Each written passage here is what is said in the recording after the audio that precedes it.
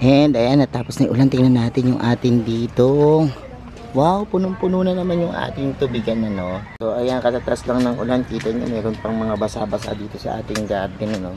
Yan, mabilis lumaki yung mga plants. Katulad po nitong ating mga mumunti. Yan yung mga nangyayari. Ayan, oh, kita nyo. Look.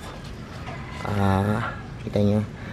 Yan, nagkakaroon ng fungus.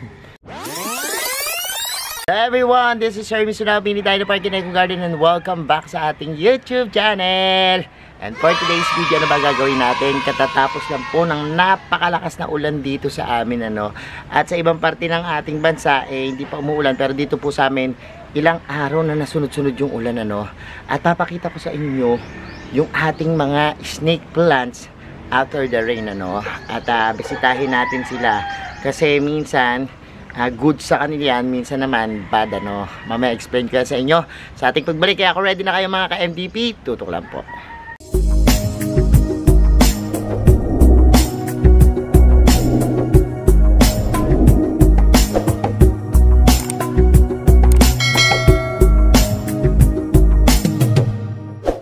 And we're back mga ka-NDP at nandito tayo sa ating snake plants collections. Ayan, napakadami yan, hanggang dun pa.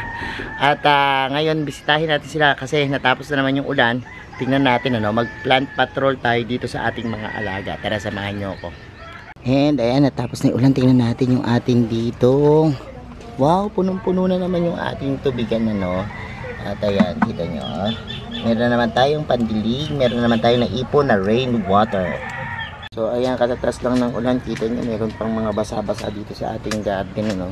At punta tayo dun sa ating snake plants collection. Ayan, masayang masaya ang mga snake plants natin kapag ganitong umapatak yung ulan kasi parang blessing yan, ano, sa mga halaman. Kahit na sa mga madadahong halaman, maganda po kasi yung tubig ulan talaga. Kaya lang po minsan meron din tong hindi magandang talagang maidudulot. Kung halimbawa yung sunod-sunod na ulan, talagang nangyari na yan, yung hindi natutuyo yung lupa, meron pong mga discomfort sa ating plants, ano. Alam niyo naman ang snake plants, ayaw niya ng masyadong matubig, parang kasi ang kalahi ng succulents na nag-store din ng tubig dun sa kanyang mga dahon at kayang-kayang tumagal ng walang tubig, kaya ayaw niya na masyadong mabasa-basa, ano.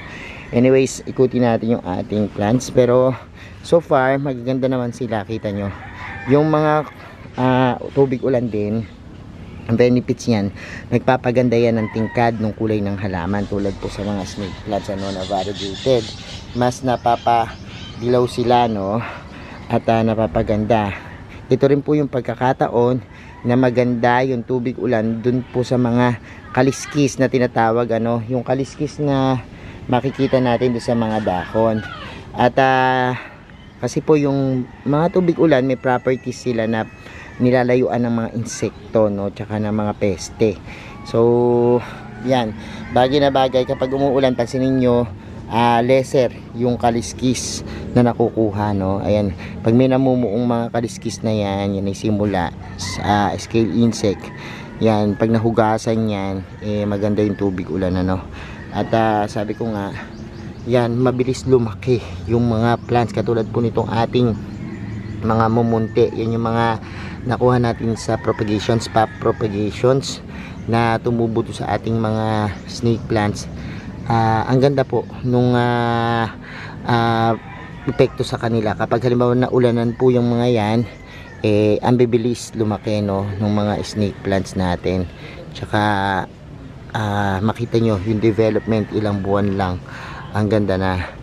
Pero sabi ko nga, kahit na merong mga ganyang factor magaganda, meron din mga disadvantage, katulad ng pagmumuo ng fungus. Kapag halimbawa laging basa yung inyong soil, nangyayari, ayan, o, kita nyo, look, kita nyo, yan, nagkakaroon ng fungus, malakas ma-develop. Ito, ikakat na lang natin to, no. Sana tumuba, pero meron pa namang buhay at merong may suloy, no. Ayan, sumusuloy pa naman. Huwag lang maapektuhan po kasi itong basa na to, kapag tumuloy dun sa pinaka mismong ano niya, roots, yan, maaring mamatay yung snake plants nyo, no? And sa ganito, kapag halimbawa laging ulan ng ulan, yung mga halaman natin na ayan, nasira ng fungus, dapat isilong, no? So pipiliin natin yung mga halaman natin na nasira, kita nyo, ano? Pero buhay pa naman siya. So far, ang gagawin natin is yan, tatanggalin natin yung kanyang mga dahon at ililipat ko na yan ang pwesto muna, no? Kapag halimbawa, ayun, kita nyo, no? Lipat natin muna siya ng pwesto. Pero for the meantime, tingnan natin. Ang madalas magkaganito sa akin yung mga medyo malalambot.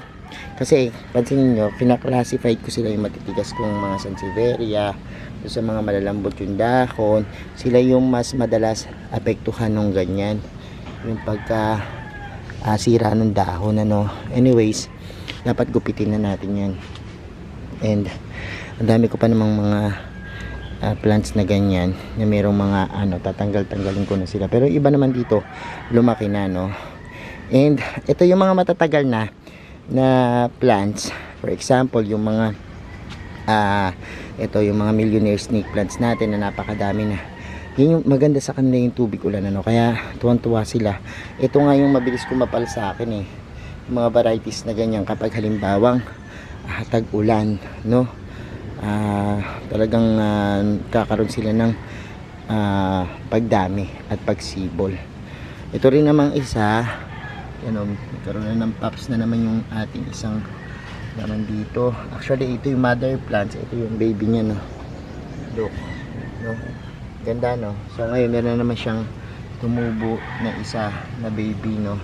At sipag talaga niyang mag-produce sa akin ng mga bagong plants, no. Tapos ito natin, ang dami ko namatay nung nakaraan na mga splash, yung mga ganito po, yan, marami kong naapektuhan na fungus na ganyan.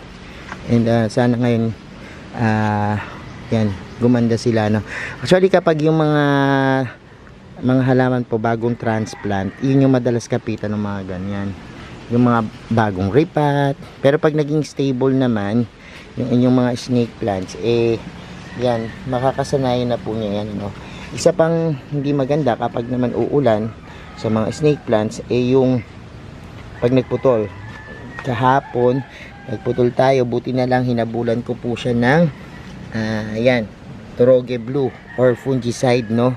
Pati yung bagong tanim hindi ko muna po pinaulanan, kasi sa mga snake plants po, kapag bagong tanim or bagong propagate, never na never dapat na ilagay, no, sa ulan arawan at yung sobrang araw, sobrang ulan.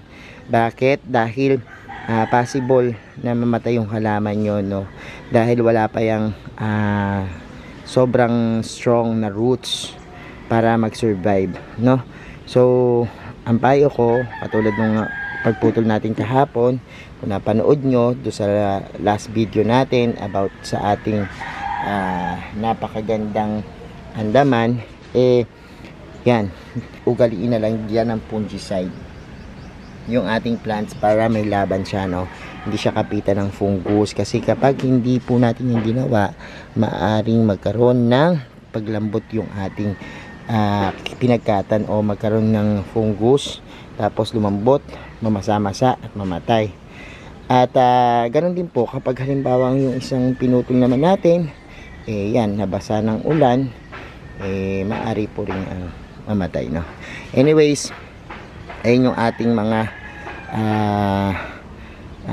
halaman kapag sasapit yung tagol. Ang ganda nitong moonshine natin, no. At yan, ganda rin nitong isa na to, itong isa na to, variegated, ayan, ganda rin. So marami tayong mga snake plants na bagong patubo at pinapadami natin.